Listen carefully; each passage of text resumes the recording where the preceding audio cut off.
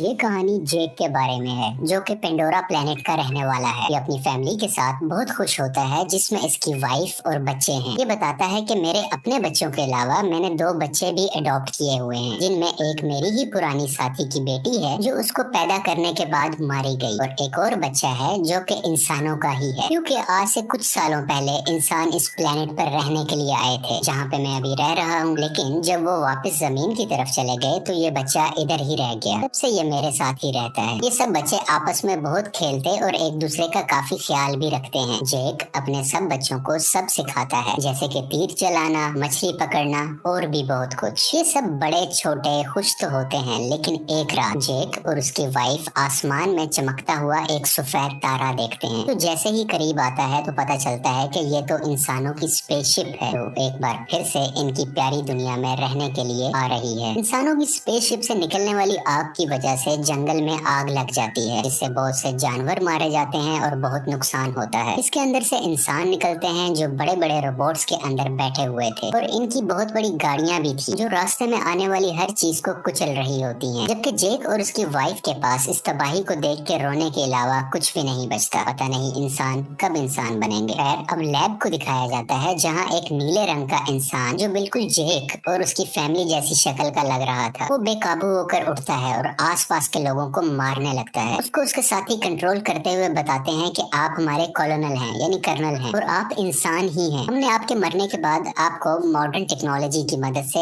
ऐसी बॉडी दे दी है जिस वजह से आप इस प्लेनेट में जिंदा रह सकेंगे। आप दिखने में इस प्लेनेट के लोगों जैसे ही लगेंगे, तो आपको फिक्र करने की कोई जरूरत नहीं है। इसी तरह बहुत से इंसानों को ऐसी बॉडी दे दी जाती है जो कि हम इन कर्नल के आसपास खड़े लोगों में देख भी सकते हैं। दूसरी तरफ जेक और उसके साथी इंसानों को रोकने के लिए उनकी ट्रेन को तबाह कर देते हैं, जिसमें उनके हथियार और खाने का सामान जा रहा था। ये लोग खुद उड़ने वाले क्रिएचर्स पर थे और इंसानों के हेलीकॉप्टर्स को भी तबाह करने के बाद उनका सामान लूट लेते हैं। जब कर्नल को इस होने वाले नुकसान का पता चलता है तो वो जेक को मारने का प्लान करता है, क्योंकि जेक ही है जो नावी लोगों का लीडर है। बेसिकली जेक और उस जैसे दिखने वाले लोगों को नावी कहा जाता है। ये सभी वो लोग हैं जो जंगलों में रहते हैं और इन्हीं ने ट्रेन पर अटैक भी किया था। लेकिन कर्नल की सीनियर ऑफिसर उसको बताती है कि हमने जब भी जेक के जंगल में अपने जहाज भेजे तो उनके उड़ने वाले क्रिएचर्स ने हमेशा उनको तबाह किया। तुम ही हमारी उम्मीद हो जो कुछ कर सकते हो। तो कर्नल जंगल में अपने कुछ साथियों के साथ पैदल जाता है जहाँ पर जेक के बच्चे खेल रहे थे। वो अपनी तरफ इंसानों को आता देखकर अपने फादर को बताते हैं, लेकिन उसी वक्त इंसान उनको पकड़ लेते हैं। कुछ ही देर में जेक की वाइफ वहाँ पर पहुंचकर एक इंसान के सर से तीर आर पार कर देती है। दोनों में लड़ाई शुरू हो जाती है। जेक की वाइफ अपनी बाकी बच्चों को तो बचा लेती है, लेकिन कर्नल उसके उस बेटे को उठा के अपने साथ ले जाता है जो इंसानी शक्ल वाला बच्चा था, जिसको इन्होंने अडॉप्ट भी किया हुआ था। जेक की वाइफ अपने बच्चे को लेके परेशान ही थी कि जेक कहता है कि हमें इस जंगल को छोड़कर जाना होगा, क्योंकि मैं यहाँ का लीडर हूँ और वो कर्नल मेरे पीछे है। क्योंकि जब पहले इंसान यहाँ आए थे तब मैंने ही कर्नल को मारा था, क्योंकि वो नीले जिस या एवाटार में जिंदा होकर दोबारा आया है तो वो मुझे मारना चाहता है। अगर मैं, तुम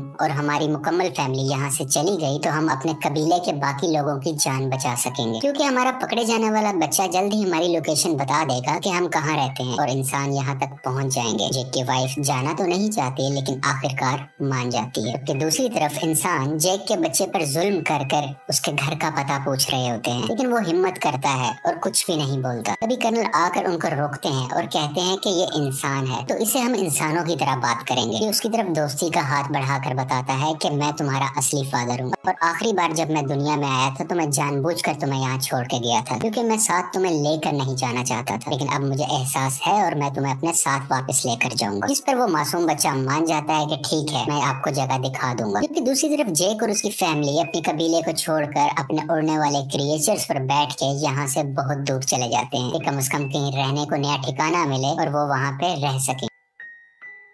ये लोग पानी के पास रहने वाले नाविस के पास पहुंचते हैं। यहाँ पर रहने वाले लोग हैं तो इसी प्लेनेट के, लेकिन दिखने में सब्ज रंग के होते हैं। ये पानी वाले नावी शुरू में इनका मजाक बनाते हैं, जैसे कि वो कहते हैं कि इनकी दुम पतली है, इनके बाजू पतले हैं और भी बहुत कुछ। तभी पानी वाले लोगों का लीडर आता है और कहता है कि तुम जंगल के रहने वाले हो, तुम्हारी यहाँ पानी के पास कोई जरूरत नहीं है, तुम्हें कुछ नहीं आता कि पानी में कैसे सरवाइव करना है। लेकिन जेक जवाब में कहता है कि हम बहुत जल्द ही सब कुछ सीख जाएंगे और मेरी फैमिली के लिए मुझे आप लोगों लोगों की जरूरत है ताकि वो यहाँ पर सही सलामत जिंदा रह सके। ये देख के पानी का नावी लीडर मान जाता है और उनको रहने की इजाजत भी दे देता है। अगले दिन जेक के बच्चों को वहाँ के रहने वाले बच्चे घुमा रहे होते हैं, जबकि जेक का बेटा अपने बालों वाली चुटिया वहाँ के एक क्रिएचर से जोड़ता है तो वो बहुत तेजी से पानी के अंदर तैरता है, जिस वजह से गिर जाता है और वहाँ के सब लोग हंसने लगते हैं। अगले दिन वहाँ के कुछ बच्चे जेक की बेटी को पागल कह रहे होते हैं। इसके अलावा उससे बदतमीजी भी करते हैं, उसको काफी तंग कर रहे होते हैं। तभी वहाँ जेक के बाकी बच्चे भी आ जाते हैं और उस तंग करने वाले बच्चे को मारने लगते हैं। तुमने हमारी बहन को ऐसा क्यों कहा? जब जेक को ये सब पता चलता है तो वो अपने ही बेटे को डांटने लगता है कि तुमने उसे क्यों मारा, वो यहाँ के लीडर का बेटा है, जाओ तुम उससे माफी मांगो। वो जब जाकर माफी मांगता है तो लीडर का बेटा अभी भी गुस्से में था और वो उसको धोखा देना चाहता था, बदला लेना चाहता था। कहता है कि चलो तुम्हें एक अच्छी जगह पर लेके जाता हूँ। वो उसे गहरे पानी में ले जाता है जहाँ पर एक खतरनाक मॉन्स्टर रहता था। वो उसको वहाँ पर जाकर अकेला छोड़ देता है और खुद वहाँ से वापस आ जाता है। कुछ ही देर में पानी के अंदर से तेज मॉन्स्टर आकर उस पर अटैक कर देता है, जिस वजह से वो डूबने लगता है और लगातार मॉन्स्टर उस पर अटैक कर उसको खाने की कोशिश कर रहा होता है। दोनों आमने सामने होते हैं। तभी वहाँ सबसे बड़ा मॉन्स्टर आ जाता है जो छोटे मॉन्स्टर को अपने मुंह में डाल के पत्थर पर जोर का मारता है और उसको वहीं मार डालता है। इतनी ही देर में जेक का बेटा पानी में मजीद सांस नहीं ले पाता और डूब जाता है। जैसे ही उसकी आंख खुलती है तो वो देखता है कि सबसे बड़े पानी के मॉन्स्टर ने उसकी जान बचाई है और वो उसके ऊपर लेटा हुआ है। ये लड़का देखता है कि वो मॉन्स्टर बेचारा काफी जख्मी भी है, तो ये उसके जिस्म से कुछ लगे हुए हथियार निकाल कर उसको सुकून देता है, जिससे इन दोनों की दोस्ती हो जाती है और वो मॉन्स्टर इस लड़के को उसके घर वालों के पास छोड़ के आता है।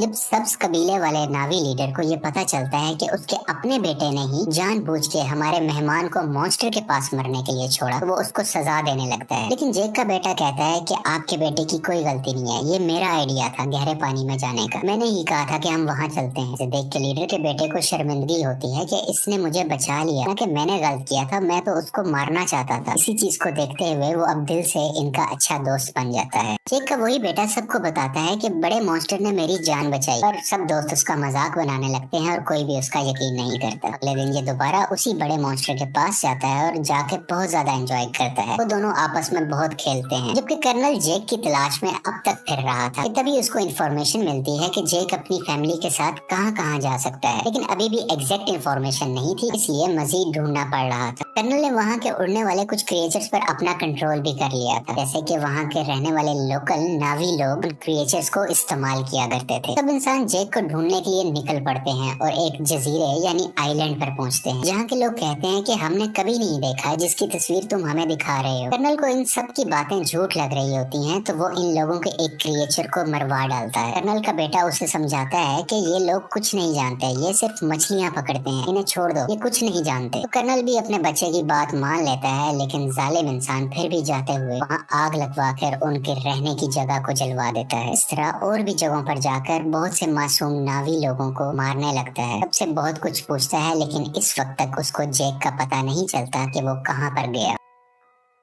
इसी तरह ये सब इंसान पानी वाले एक क्रिएचर को देखते हैं, उस पर भी लोहे की बनी हुई चेन और कुछ छोटे मिसाइल से अटैक करते हैं। इसके अलावा एक ऐसी अल्ट्रासोनिक गन से भी अटैक करते हैं जिससे वो मॉन्स्टर इंसानों पर हमला ही नहीं कर पाता, इंसान इसको बड़े आराम से पकड़ सके। वो बेचारा मॉन्स्टर अपने छोटे बच्चे के साथ तैर रहा होता है, जिसने इंसानों का कभी कुछ नहीं बिगाड़ा था, लेकिन वो दर्द से तड़प रहा था, चीख रहा था और आखिरकार वहीं पर मारा जाता है। उसका छोटा सा बच्चा इर्द गिर्द घूम कर उसको आवाजें दे रहा होता है और इंसान बहुत ही बेशर्मी के साथ खुशी में तालियां बजा रहे थे कि वो अपने मिशन में कामयाब हो गए। ये सब देखकर कर्नल का बेटा काफी तकलीफ में होता है, क्योंकि उसको इन सब जानवरों की फिक्र थी और वो इस होने वाले जुल्म को बिल्कुल बर्दाश्त नहीं कर रहा होता। इंसान उस क्रिएचर को पकड़कर अपने साथ ले जाते हैं, उसके मुंह के अंदर जाकर ड्रिल मशीन से उसके मुंह के ऊपर वाले हिस्से में सुराख करते हैं, जिसके अंदर से एक पीले रंग का लिक्विड निकलता है, जो कि एक ऐसा पानी है कि जो भी पिएगा उसकी उम्र बहुत कम स्पीड से बढ़ेगी, यानी उसको जिंदा रहने के लिए बहुत से साल मिल जाएंगे और वो जल्दी नहीं मरा करेगा। और इस लिक्विड की कीमत भी करोड़ों डॉलर्स में है, इसको ये मार्केट में बेच के बहुत पैसा कमाने वाले हैं। अगले दिन मरने वाले मॉन्स्टर क्रिएचर को सब्ज नावी लोग देख लेते हैं। इसके बाद जेक को बुरा भला कहने लगते हैं कि तुम्हारी वजह से इंसान इधर तक पहुँच गए और अब वो हमारे क्रिएचर्स को मार रहे हैं और बहुत जल्द हमें भी, इसलिए से जो भी हुआ सो हुआ। ग्रीन नावी लीडर कहता है कि हम इंसानों से मुकाबला करेंगे। इसके कुछ देर बाद ही जेक का बेटा सबसे बड़े मॉन्स्टर से एक बार फिर मिलने जाता है और देखता है कि उसके ऊपर एक एंकर जैसी डिवाइस लगी हुई है, जिसकी वजह से उस मॉन्स्टर को उस डिवाइस ने वहीं रोका हुआ था और वो वहां से हिल ही नहीं पा रहा था, क्योंकि इंसान उस लिक्विड को हासिल करने के लिए और भी मॉन्स्टर्स को मारने का इरादा रखते हैं। और इस बार बारी है जेक के बेटे के बड़े मॉन्स्टर की, जो साइज में भी बहुत बड़ा है और उसमें से लिक्विड भी बहुत ज्यादा निकल सकता है। इसलिए इंसान अब इस मॉन्स्टर को मारना चाह रहे हैं। बेटा और बाकी भी उसके पास होते हैं, जबकि इंसान इस तरफ बढ़ रहे होते हैं। कर्नल भी इन बच्चों को वहाँ दूरबीन से देख लेता है। जेक और लीडर को पता चलता है कि उनके बच्चे खतरे में हैं और वो अपने हथियार उठाकर उन्हें बचाने के लिए निकल पड़ते हैं। बहुत मुश्किल से बच्चे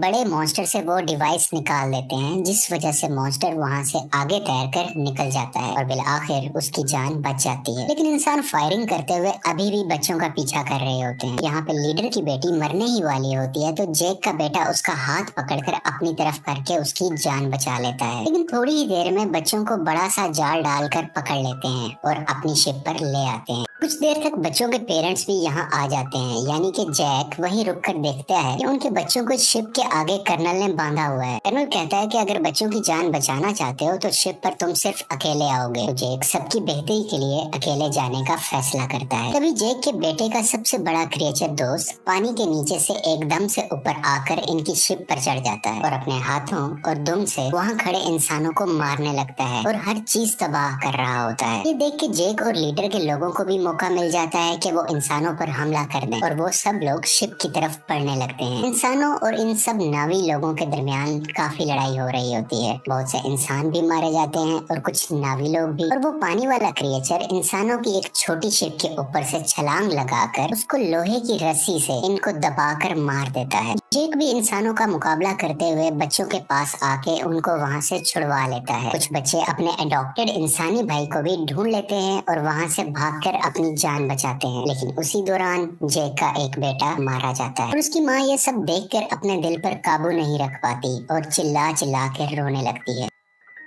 जेक के दो बच्चे फिर से कर्नल ने पकड़ लिए होते हैं और वो लोग इंतजार कर रहे होते हैं कि जेक इनको बचाने आएगा और इसी मौके को देखते हुए हम उसे मार डालेंगे। जेक वहाँ बड़ी खामोशी से आकर धमाका करता है, जिससे हर तरफ आग ही आग हो जाती है। बहुत से इंसान भी मारे जाते हैं। उसकी वाइफ भी बहुत से इंसानों को अपने तीर से हमेशा के लिए खत्म कर देती है और एक इंसान को गुस्से वाली आंखें दिखाते हुए मार डालती है, क्योंकि अभी अभी उसने अपना बेटा खोया था। उसकी आंखों में दर्द था। मौका देखते हुए कर्नल जेक की बेटी की गर्दन पर चाकू रख के उन सबको हथियार डालने का कहता है। लेकिन उसी दौरान जेक की वाइफ वहाँ आकर कर्नल के ही बेटे की गर्दन पर चाकू रख देती है, जिसको देखते हुए कर्नल को उसकी बेटी को छोड़ना पड़ जाता है। फाइनली कर्नल और जेक की आपस में हैंड टू हैंड लड़ाई होती है। इसमें बहुत मुश्किलों के बाद जेक कर्नल का गला अपने हाथों में दबाकर उसे मार देता है और आखिरकार ये जालिम कर्नल पानी में डूबने लगता है। लेकिन कर्नल का बेटा उसे डूबने से बचाकर पानी के ऊपर ले आता है, क्योंकि कर्नल ने उसकी जान जो बचाई थी जब जेक की वाइफ ने उस पर चाकू रखा हुआ था। जब कर्नल कहता है कि बेटा मेरे साथ आओ, तो वो उस पर गुस्सा कर अपनी फैमिली के पास चला जाता है, यानी कि जेक के पास। और इसको देखकर जेक की फैमिली भी बहुत खुश होती है और उसको पहले की तरह ही प्यार करती है। आखिर में जेक अपने मरने वाले बेटे को पानी के अंदर दफना देता है और उस वक्त उसको सब पुराना याद आ रहा था कि मेरा बेटा जो आज मरा है उसको मैंने कैसे अपने हाथों में उठाया था जब वो पैदा हुआ था, और आज अपने ही हाथों से दफन भी कर रहा हूँ। और इस फिल्म की कहानी यहीं पर खत्म हो जाती है।